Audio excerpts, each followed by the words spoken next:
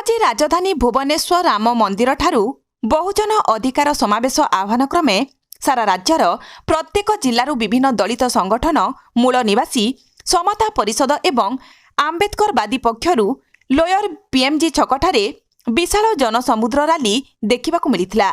ଏହି ସମାବେଶରେ ପ୍ରତ୍ୟେକ ସଂଗଠନ ପକ୍ଷରୁ ସମ୍ବିଧାନ ପ୍ରଦତ୍ତ ସାମାଜିକ ଆର୍ଥିକ ଓ ରାଜନୈତିକ ଅଧିକାର ଉଲ୍ଲଂଘନର ଅଭିଯୋଗ ଫର୍ଦ୍ଦ ଓ ଦାବିଦାର ନିମନ୍ତେ ସମାବେଶ ଅନୁଷ୍ଠିତ ହୋଇଥିଲା। ଏହି ପରିପ୍ରେକ୍ଷୀରେ ଜନ ଦାବି ଉପସ୍ଥାପନ କରି ସରକାରକୁ ଦାବିପତ୍ର ଯାହାକି ପ୍ରତ୍ୟେକ ଜିଲ୍ଲାରେ ଆମ୍ବେଦକର ଭବନ ଏବଂ ଶିକ୍ଷା ମଜୁରୀ ନାରୀମାନଙ୍କର ହକ୍ ସୁରକ୍ଷା ନ୍ୟାୟ ହକ୍ ପାଇଁ ପ୍ରତିବାଦ ସ୍ୱର ଉଠାଇ ସରକାରଙ୍କୁ ନ୍ୟାୟ ପାଇଁ ସମ୍ବିଧାନର ଲୁକ୍କାୟିତ ଅଭିଭାଷଣ ପ୍ରଦାନ କରିଥିଲେ।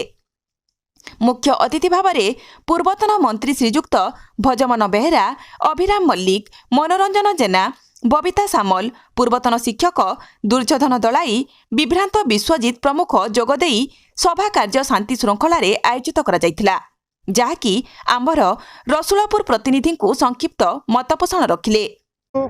आज आमे आमर मौलिक अधिकार को सरकार को पाखरे रखिया पाई निष्पत्ति